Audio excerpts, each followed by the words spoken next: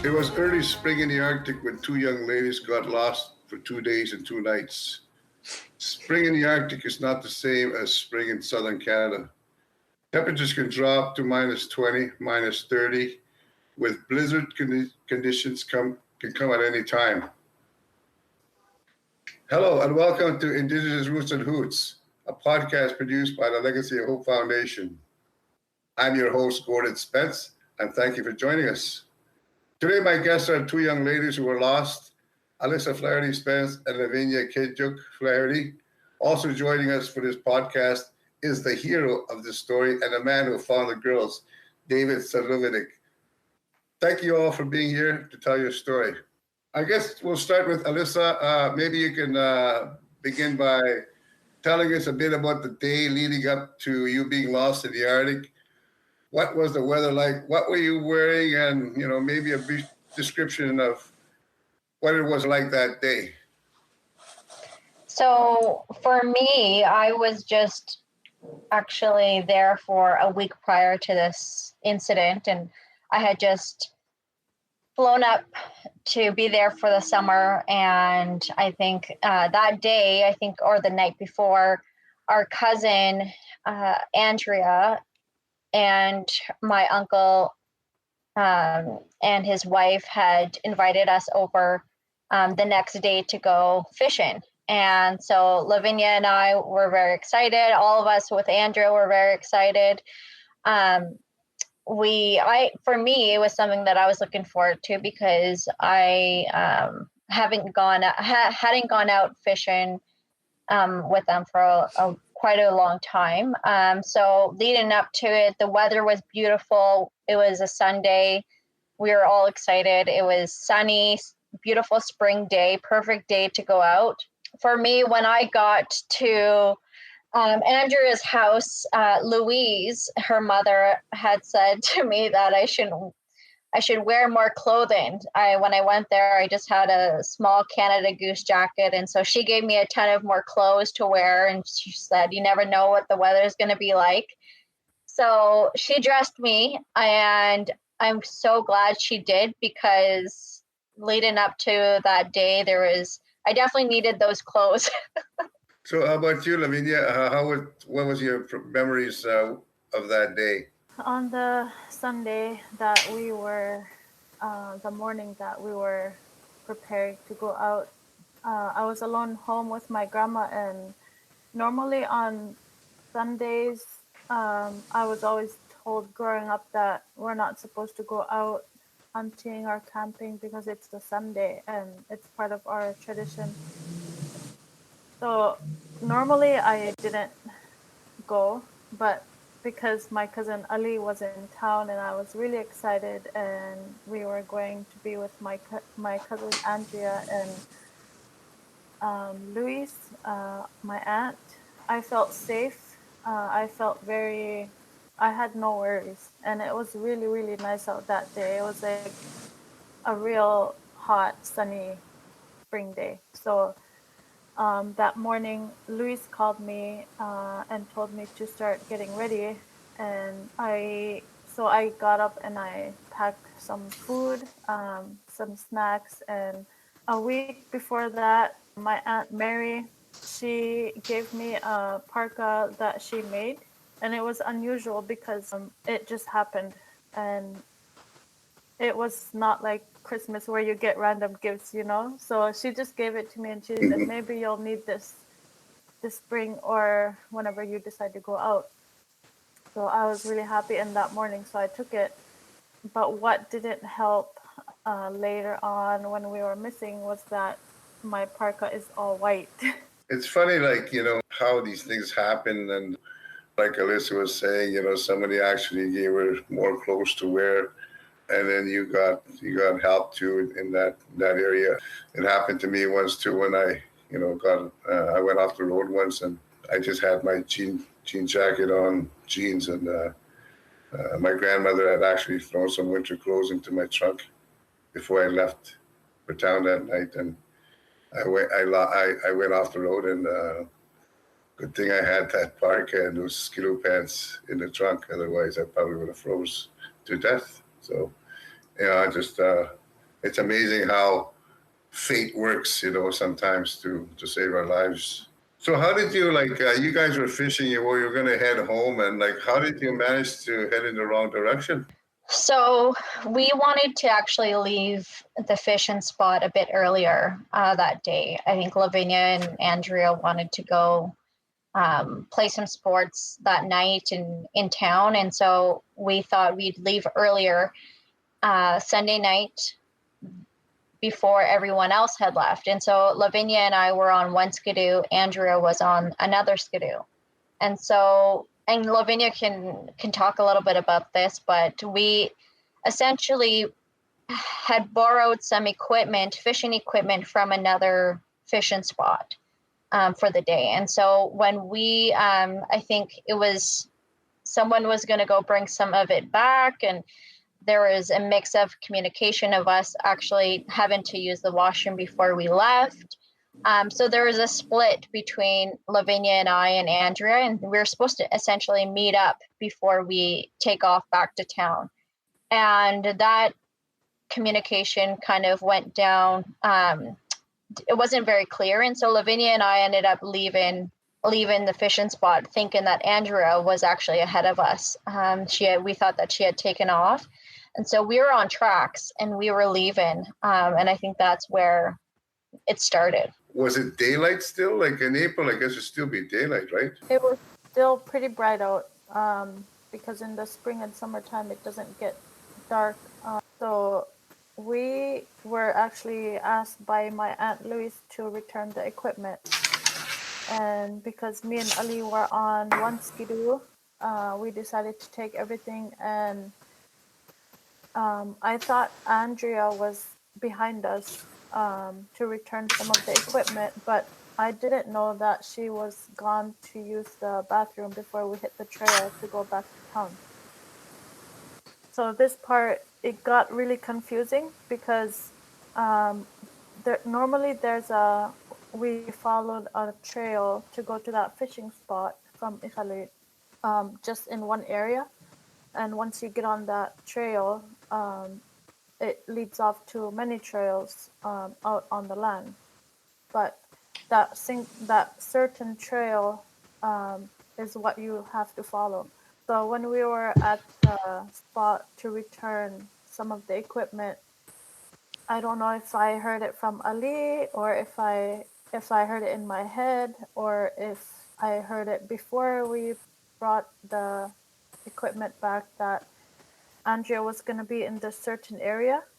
And because I thought she was gone to use the bathroom, as soon as we finished returning the equipment, I thought I saw like a skidoo light disappear into a certain area.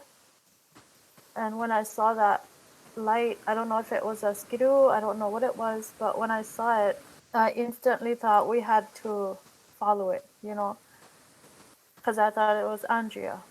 So I started driving towards that area, and next thing you know, we're on a trail, and that's when we basically got lost.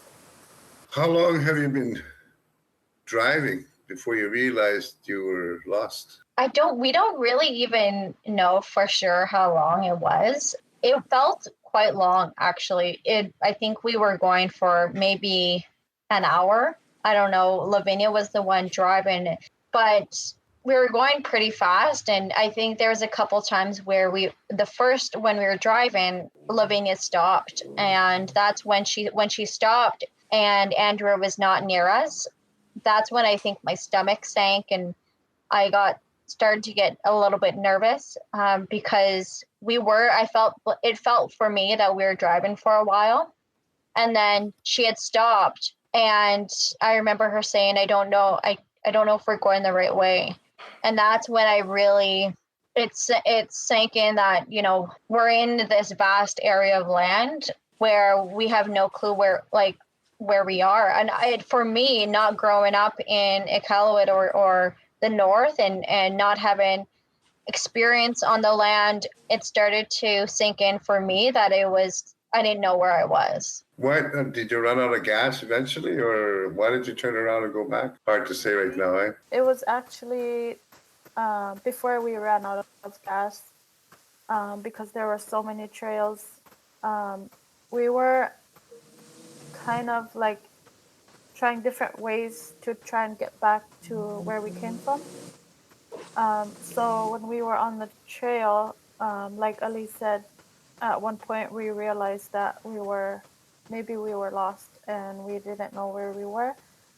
At that point, myself, when I realized that we were lost, I was so scared to say it. Like, I was very afraid to admit it because I was the one driving. And I had all these emotions going through and trying to keep cool at the same time because I didn't want her to be scared too. I didn't want her to think that we were lost, even though she already knew we were lost. So we were on trails and we would turn around, try and get back on the trail that we were on before, and then we would try another way, but it wasn't the way. And when you're out on the land in the north, everywhere it looks all the same when you don't know that area well. Eventually, after trying different trails and getting back to where we were, maybe not exactly getting back to where we started, we eventually ran out of gas. So describe, like, you ran out of gas and you realize you're lost. Did you have any food or water? And describe the first night.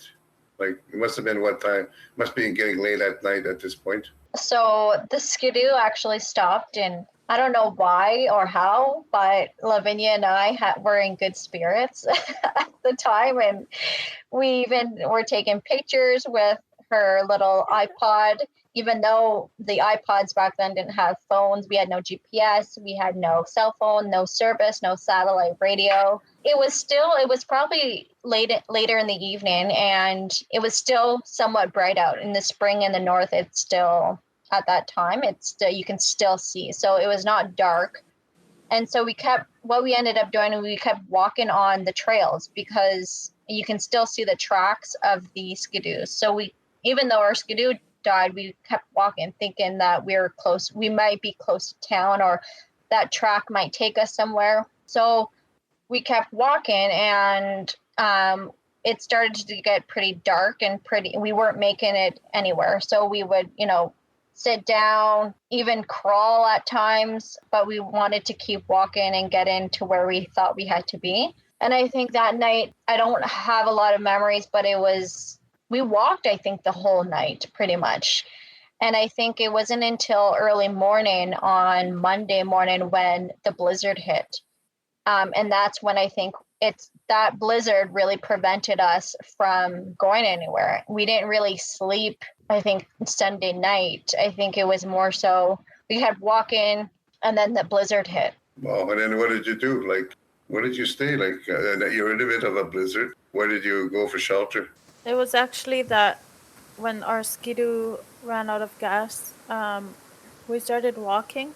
It wasn't really dark yet, but I checked my iPod and it was 6:30 when we ran out of gas, and then we started walking, and so we're walking on the lake, and maybe within half an hour the blizzard hit.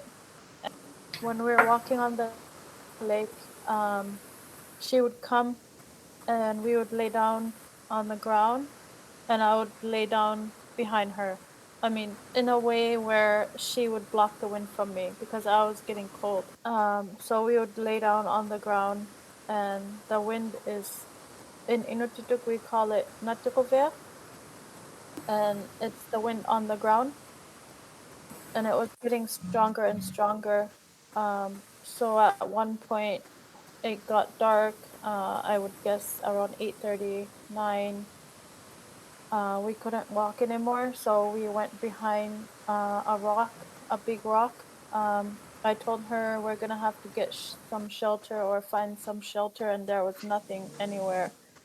I know that if anything happens, you either have to go like behind a rock or anything that could protect you from the wind or anything like that when you're out on the land. So from that memory I have growing up, we decided to go on a big rock, and then we dug out so much snow that night, and we made the hole big enough so that we can both fit in there.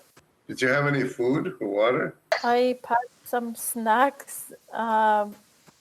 I normally, if I'm going anywhere with anyone, I bring enough for one because I know everyone else will have their own food. But because Ali was with us and knowing that I'm going to be with her most of the time without any clue that we're gonna get lost, I packed all the food double. So there was like some crackers, some fruit. I brought a thermos of hot water with tea bags and some chocolate bars.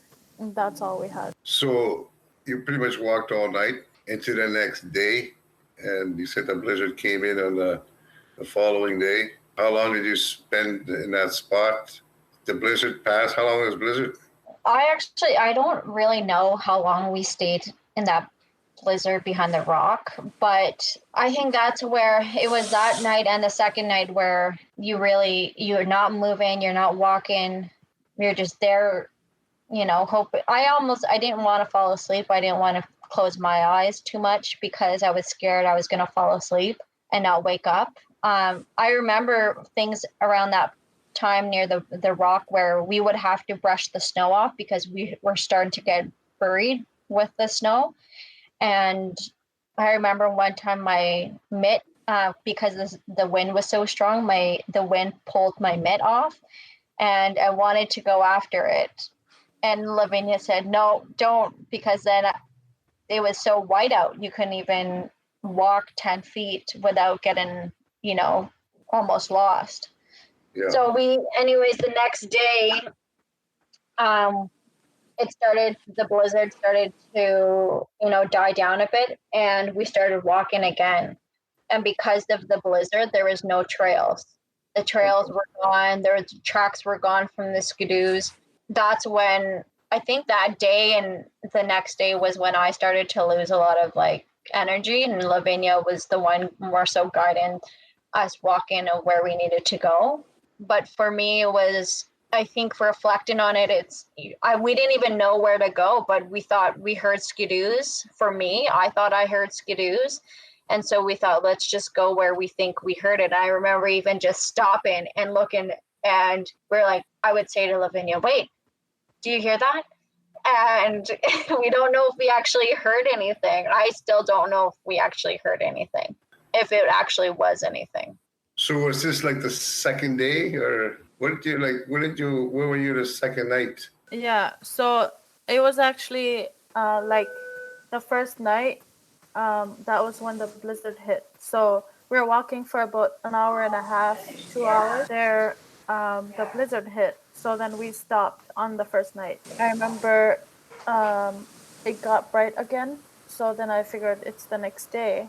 And then the next day we were behind the big rock for the whole day. And at one point, the wind died down a bit, and we were able to get up, and we wanted to try and walk. But then when we started walking again, the blizzard hit really hard again. So we had to stop. We went on another rock and we dug some snow again. And I remember that same moment because we hadn't been up for I don't know how many hours. My legs were so tired. Like I had pins and needles for hours, and then I couldn't move my body because I had no energy. So when I got up, we both got up, I just instantly fell like a puppet. And even though we were in a very serious situation, I started laughing and I told Ali, like, I can't feel my legs. My whole body is hurting from being just sitting down for hours. So then the next day, we were finally able to get up. We got stuck again from the blizzard behind another rock and waited for hours. I would guess that's like on a Tuesday. And then on the Wednesday, that's when we were found. The second rock that we were on, I think I started hallucinating. I was so thirsty and dehydrated and hungry and tired because we were not sleeping. Every time one of us would fall asleep, we would nudge each other because we were so afraid of like really falling asleep, and like we both didn't want to be alone. And if she fell asleep, I would nudge her, same thing, vice versa. So that night or that day, I woke up and I was laying down flat on the ground, and I thought I saw a helicopter.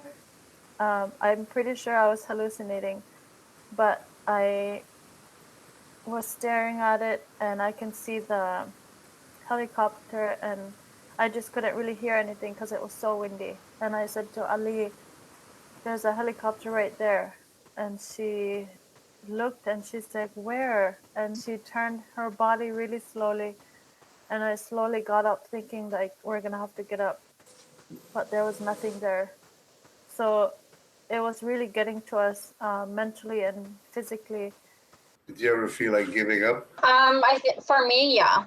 I think on the last day was when it was really hard, and for me it was I kept thinking about being at home with my parents, with my family, with everyone, and the fact that with the blizzard, without any food, without knowing where you are anywhere, I think also, like Lavinia said, in the north, everything looks the same. There's no trees. There's no indication of where you are. So at times, yes, I was definitely thinking about giving up. It's almost like the way that I describe it to people is when someone is about to pass away, they're okay with passing away, like as someone with cancer or someone who's on their not doing well. At times, if someone feels like they know that they're leaving, they may be okay with it, and unfortunately that's how I felt. And sometimes I look back and I wonder how come I didn't have the strength to push myself. But it was Lavinia who was the one that actually kept pushing me, and when I would physically fall down, she would say, get up, we're going home. And Anna's waiting for us, like our grandmother. You know, she was the one that I never saw her cry, even though she's told me she did. She would say, let's go. And she would literally pick me up. There's times where I would fall through the snow, on the hard snow and soft snow. And she would pick me up and say, let's go, we're going home. And so I'm thankful that she was with me, if anyone. So you helped each other get through this? Yes. Almost a tragedy. Describe your meeting with David leading up to that. How did you see in all this time I had arrived, for those who are listening, Alyssa's my daughter. I was working in Winnipeg at the time, and I got the call and immediately packed my bags and flew from Winnipeg to Ottawa and picked up Martha and Christian, and next morning we flew out to Iqaluit. Martha was crying all night and pretty much cried all the way to Iqaluit. It was very hard. But when we got to Iqaluit, we were met by Jimmy Akavac. We went to the search and rescue office, and they told us that what the plan was, and that they had 30 some odd skidoos out looking for you guys, and plus an airplane and a helicopter. And he reassured us, he gave us comfort. They were going to find you guys. And that made me feel a lot better. Well, made me feel somewhat better. Knowing that all those people were out there looking for you, and people were talking about you on the radio, and people across Nunavut were praying for you guys, gave us comfort. but it's a real scary experience, knowing, feeling, thinking maybe, you'll never see your daughter again. It's funny how the body starts to shut down and emotionally.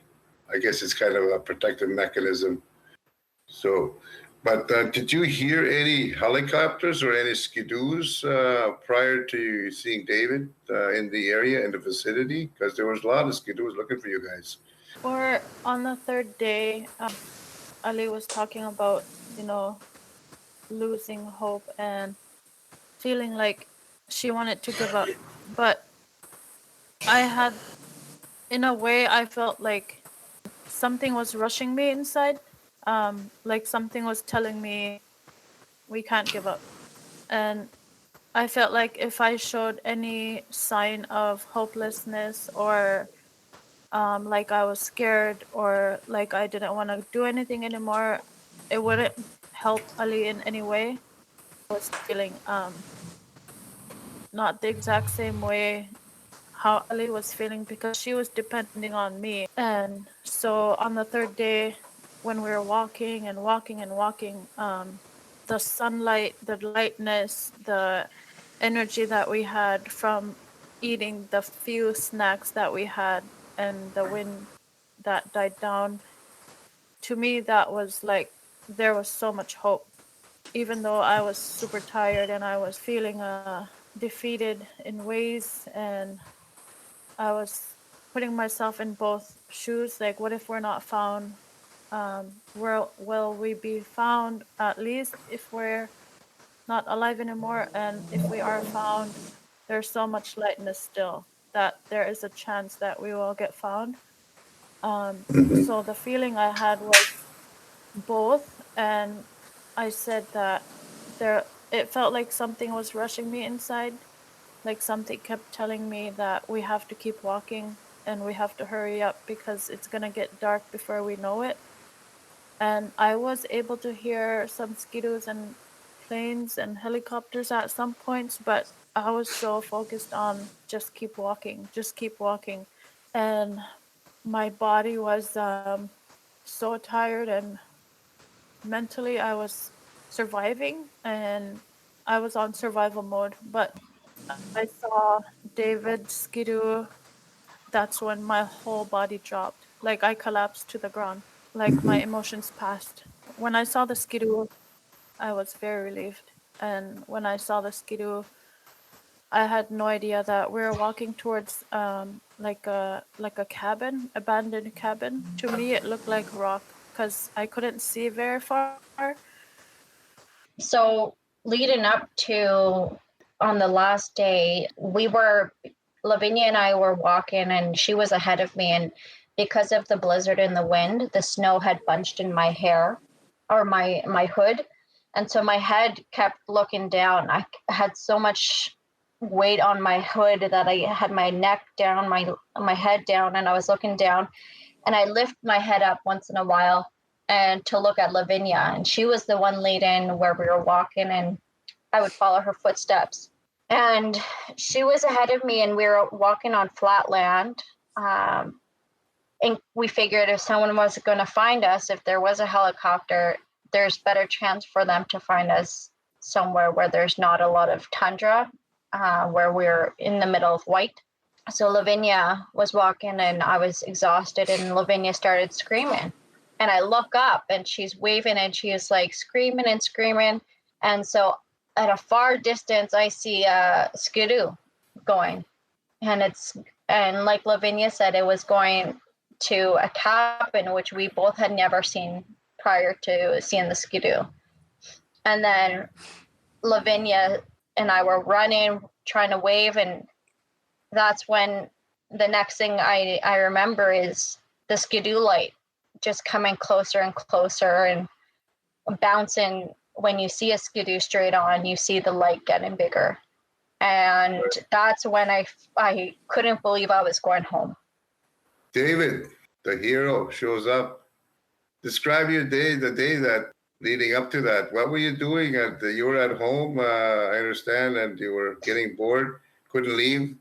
They told you to wait. Is that right? Tell us a bit about how you found the girls.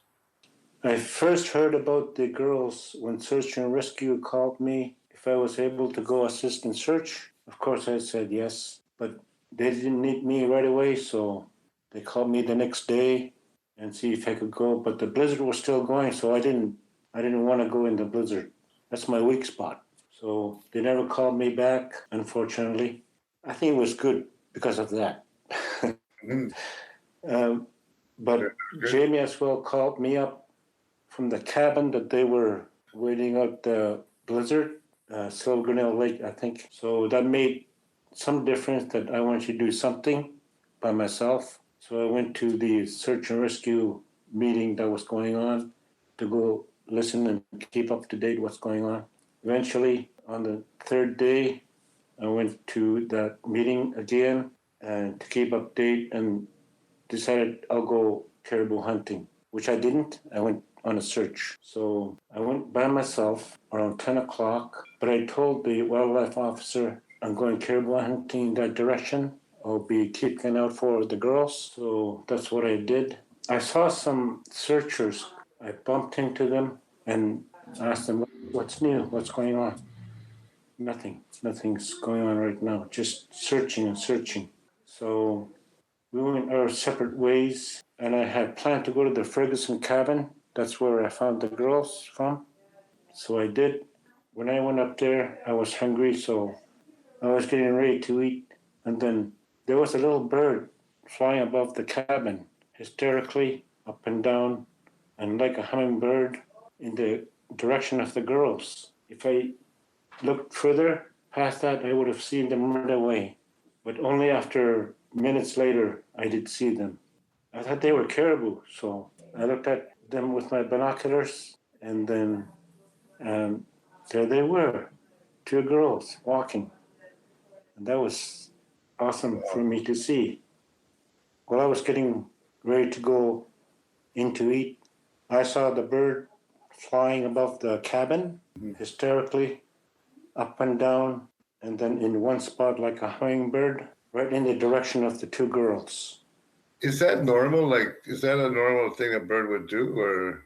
No, it's not normal to me. Absolutely not. So you think it was trying to get your attention for the girls? I wasn't really thinking of that, but it just came to be. I believe it was, I was trying to be told through the bird. You took out your binoculars? Yeah, I took out my binoculars and then I scoped at them, and they were the two girls. And that was a really awesome sight to see. How did you feel? Great. Like, wow.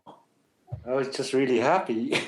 But it took me a while. Like, I had to look at the second time to make sure they're them.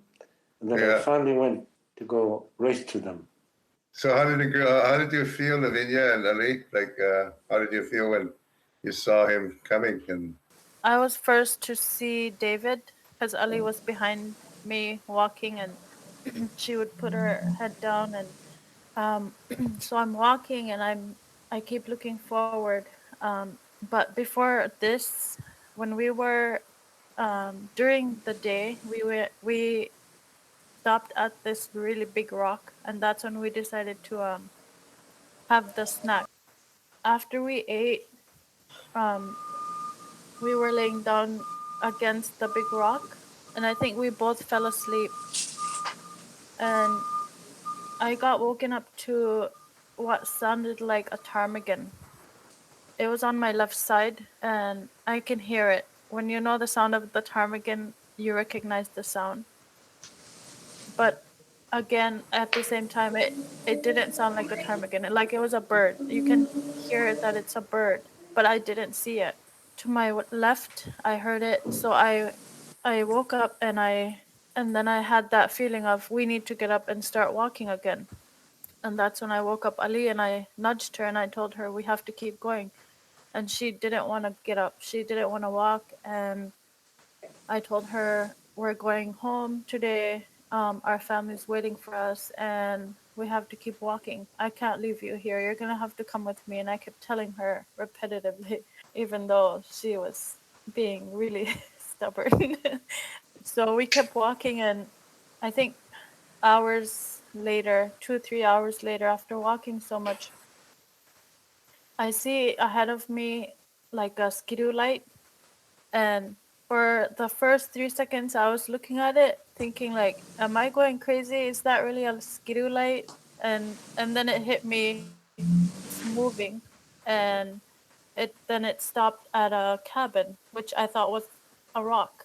And when it stopped, I saw the person skidoo, and then it disappeared the cabin because the door is on the other side of where I was looking. And I started screaming from the top of my lungs like I've never screamed in my life.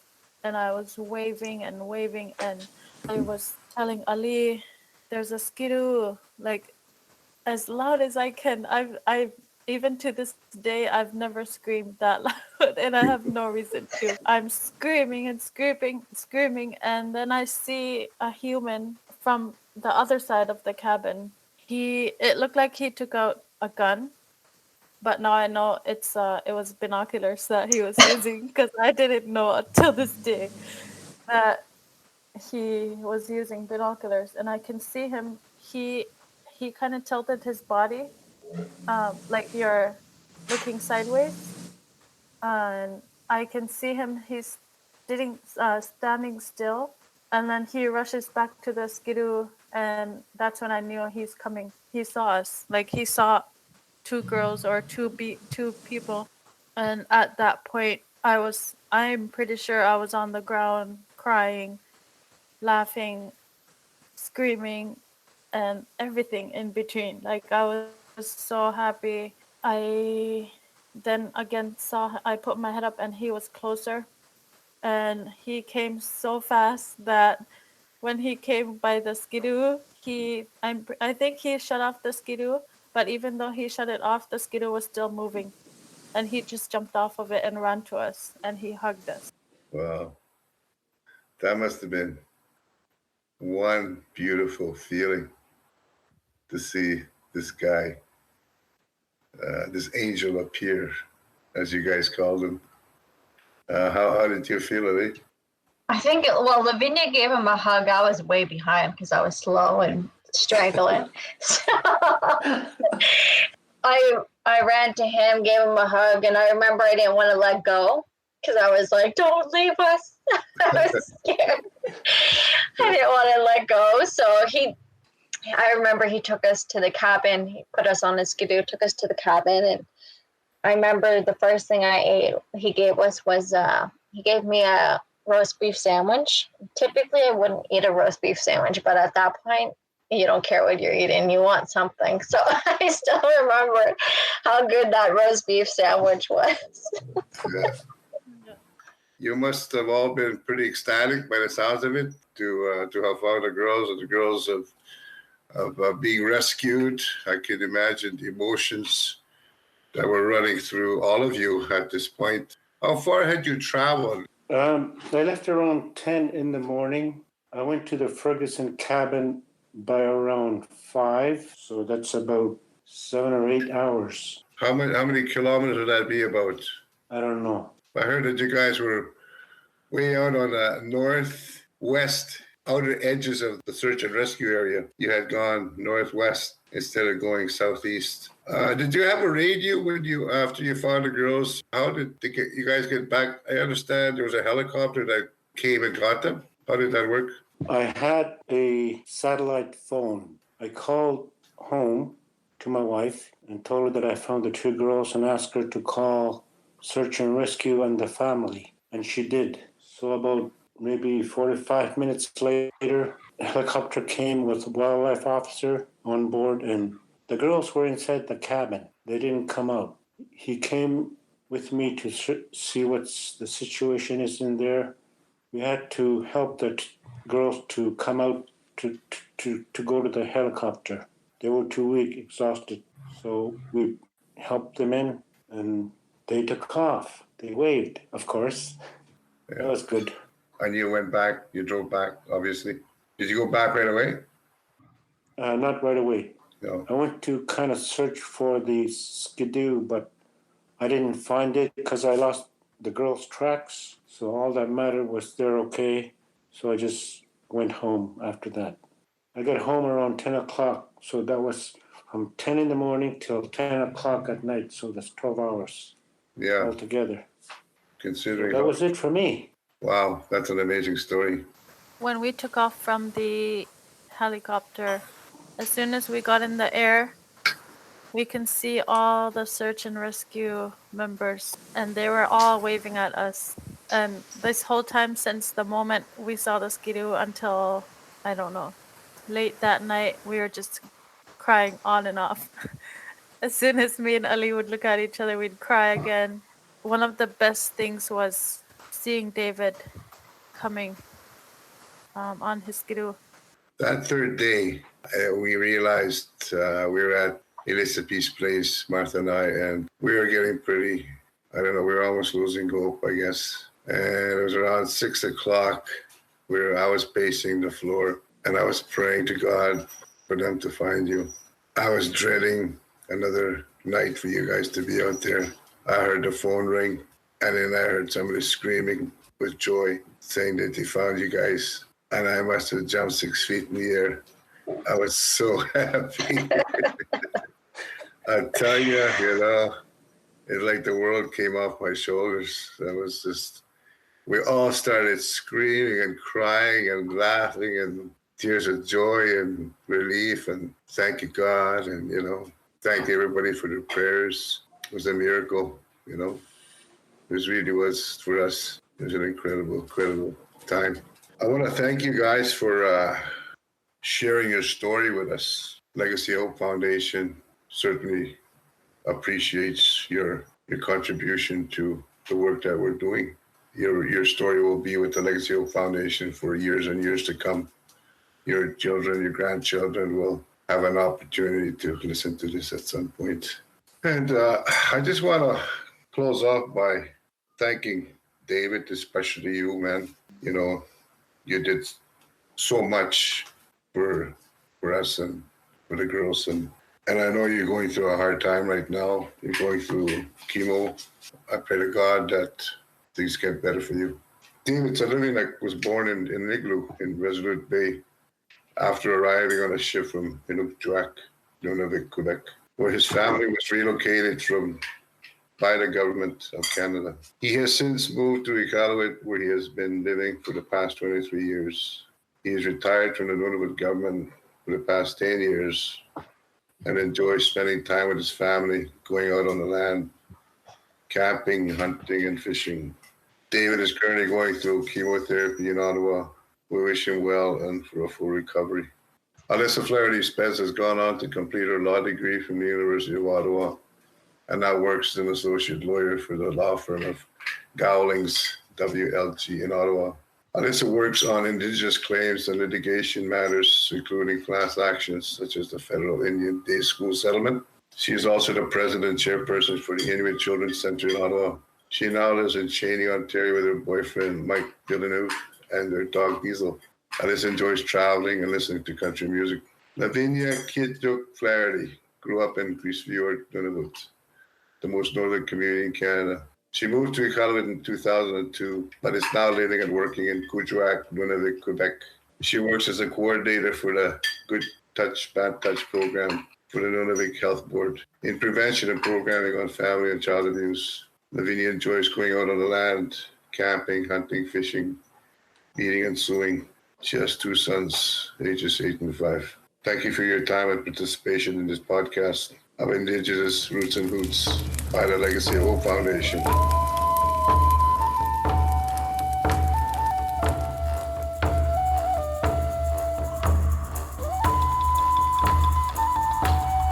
Roots and Hoots is produced by the Legacy of Hope Foundation. For more podcasts like this, please visit our website at legacyofhope.ca.